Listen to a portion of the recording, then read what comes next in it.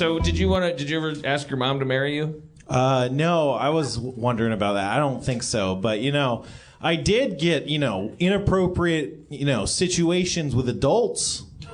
All right. Let's hear about You're one. the top 10. On our new segment. Number 10, Vaughns Parking Lot. No, but I went to, my grandparents live up north in Northern California, and we went to visit them, and... Ferndale? What was it? It's Loyalton was where it was. And there was just some random kind of state fair. What do you call them? A fair? A carnival. Yeah. And... with fanciful prizes and rides and attractions, and everyone was like having a good time. And I went to try and win one of those, monkeys, and I won it because I could knock off a ball, or I could knock a bottle with a ball off of a platform, I guess. Tell me more about this game. So you have a bottle. I'm unclear on the rules. Yeah. Well, is there a timer? Do they press pause I'm on the unclear clock? in the physics. there's a thick rope involved. I like it. Can you use your hands? I think there's sand. It makes it harder. Anyway, I got a monkey, and the lady who's the carny, and don't trust ladies when you're a kid. No, God no. Don't trust carnies either. But I got this monkey, and she's like, you can bring your monkey into my jungle anytime. And I was like, How old are you? I'm 9. Like, Well, did you? no. Did you bring your monkey into her jungle? No. Did you salivate her papaya with your mango? No, but I did peel her banana. She had a banana? That was no lady. That's no lady, my friend. You're telling me. How old was this lady? Old enough to set off a long-held prejudice against old people. Too old for a 9-year-old boy. Yeah, definitely. Yeah. All right, what's the next Do you have one? a beard? No. I know, you're trying to picture 9-year-old Spencer, and you can't picture him without a beard. That's exactly what's happening to me. I picture Spencer just shorter holding a Matchbox car. Yeah, tiny. I picture him wearing a little rascal's beard, like a fake beard, like the kind that hooks over the ears. And he had cardboard glasses. He didn't need glasses yet, but he made them out of cardboard. Spencer, give me more stories. Well, was this lady? This is not even an appropriate question, but was she like? Bababoo. Did you think she was attractive? No, I don't think attractive people do stuff like that, right? I don't know. I think that's bigotry. There's probably very attractive pedophiles out there. You'd make a great cop, Spencer. Pull over all the ugly people. I don't think They've been diddling someone. He's too hot to molest. I think you'll find people with money don't commit crimes. Move along, nothing to see here. All right, the next story, Spencer. We're going down your 10 molestation brushes of the 20th century. I don't think I have any more molestation stories. Oh, that's the only one? Yeah. We shouldn't be disappointed. I'm just rooting for the underdog. Faster. They always. What if he just kept going to carnivals and kept having weird interactions with people? I worked at a carnival for a weekend. It's terrible. Yeah, the milk What did can you do? game. Milk can game. 3 balls for $1. All Yeah, you gotta do that's is the sink game one. that I won. Really? The It milk was so can game? confusing in my explanation. Well, no, but you said you were knocking milk cans Bottles. off of a platform. This is the milk giant into it, milk yeah. can. And the trick is that the hole in the top is exactly the size of the ball. So it's possible to... If people say, I think this is rigged, you can demonstrate that it's not with a very careful orchestrated motion that I had to be taught to me by a carny, where you shove the ball straight down and it'll go right into the thing. But if you are me and not good at being a carny, and someone says, I think that's rigged, and you go to do that, it bounces off of it and through the top of the tents, and everyone rolls into the... I want to talk to you about the, it's, no, it's not technically, because if you hit it here, but like, go again. You're fired.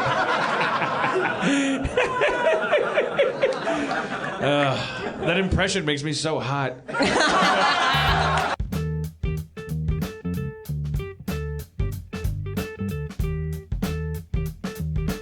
Spencer, what do you think about the television industry? Yeah, Deadwood too expensive. To answer that question. No, television industry. It exists. Jesus Christ, he's high No, again. I just think that reality shows are bad. Every time someone watches, or every time anyone mentions a reality show by name, I always go through this mental process Jesus Christ, someone watches reality shows? Oh yeah, they're very popular. A lot of people like those. Jesus Christ, I'm talking to someone who watches reality shows? But you're not counting Project Runway, right? I count. Well, I mean, But that one's different because it's actual skill, merit based. Those people are trying to be good, and it's usually a pretty positive show. Aaron just started get binge watching Project Runway, and I now know I'm starting to learn about fashion. I think. Tell me what you know about fashion. This is what I know.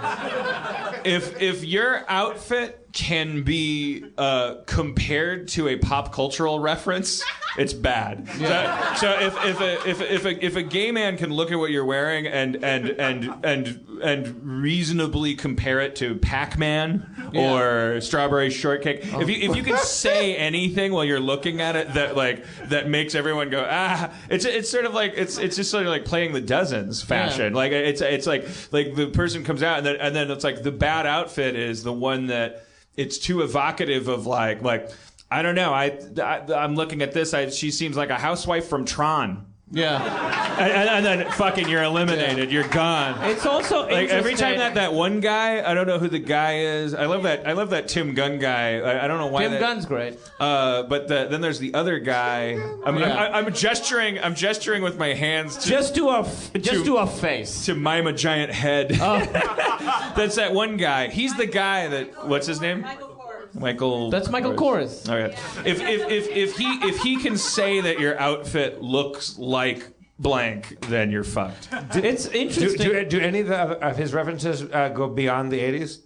You hear Game of Thrones sometimes. Right? I get all of his references. Like I always get all of them. Like he looks at the thing and goes like, "That looks like a Lucky Charms." Could you do his impression of me coming on stage, like dressed like I'm dressed?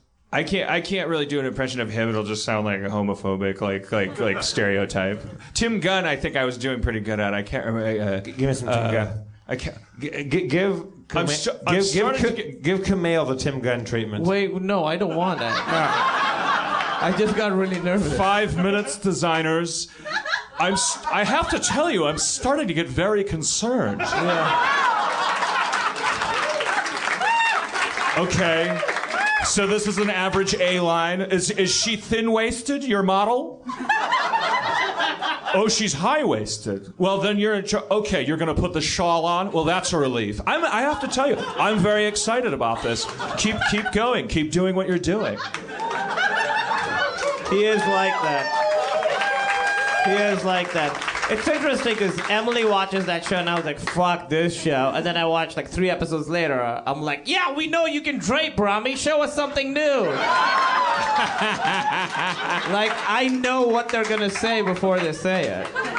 It's also interesting how far down the list being wearable is in their criteria. Like when they say, oh, and that's wearable, you hear that once every 3 episodes. Yeah, it's made out of tires, and the model's holding the hem because if she lets go, she'll be naked. But I love what you did. It's bold, it's dangerous, it's aggressive, it's random adjectives. Yeah. If all they can come up with is random adjectives that sound like you're describing like a car. Aggressive. Yeah. It's sneaky, it's suspicious, it's swarthy. I love it. It's dependable. But if they can say, oh boy, it looks like Popeye's going to the spaghetti factory.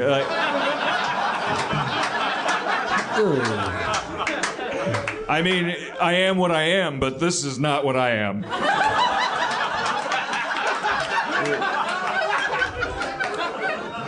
I love that you guys both have girlfriends or wives and watch that show. It's a great show. Is it? I mean, watching quotes, man. I'm sitting there, I'm playing Wolfenstein on my laptop. Hey, Wolfenstein's pretty good, right? Yeah, I'm loving it. Yeah,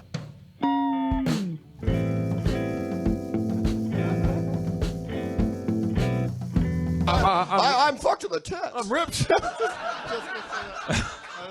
Who's that piece of ass over there?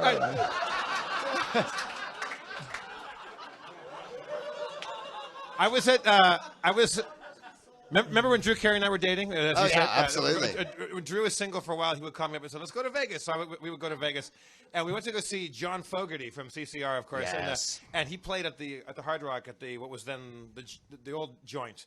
And he had front row center seats to it. And Drew's gambling out in the high stakes blackjack joint. And, of course, winning because he's rich and he can't lose. And Gary Busey is there. And he is with a very lovely gal, and I don't know that it's a prostitute. I just have my feelings about that. She's my sponsor.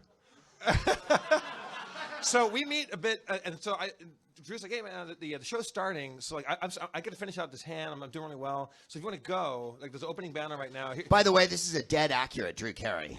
Yeah. Jeff does the best Drew Carey. I can't do him as well as So like, Drew. he goes, "Here's the tickets. Go down there. So I'll be there in a bit." So we get there, and I don't know. Where'd you guys go? Going down's real funny.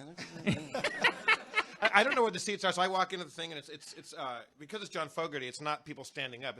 It's chairs. Yeah, it's silver ponytails. Yeah, exactly. It's lots of silver ponytails.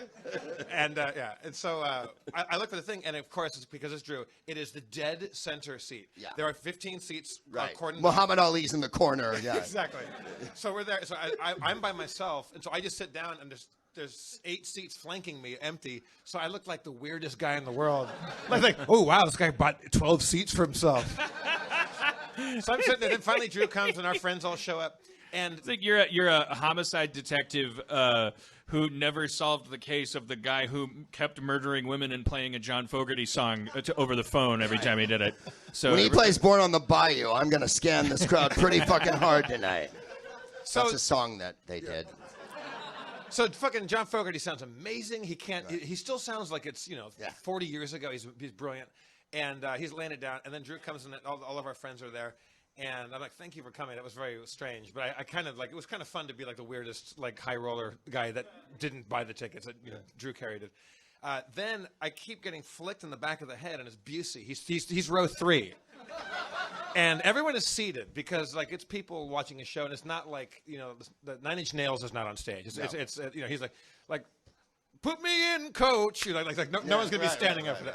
So he keeps flicking me and Drew in the back of the head. Hey guys, who, hey, flick like it's like painful flicks in the back of the head, like you're in like junior high school. And we're like fucking Gary Busey keeps flicking me in the head, and he's standing up, like, yeah, the whole show. And at one point, Fogerty looks at him and goes, "Gary, I see you. Sit down." Did he really? wow. So after the show, Imagine how many shows he's been to, and John Fogerty's like, really, John dude? Fogerty's like, "Come on, man! Like there's people trying to enjoy this shit." So Imagine having success at that level where Gary Busey is your Adam Goldberg. Like,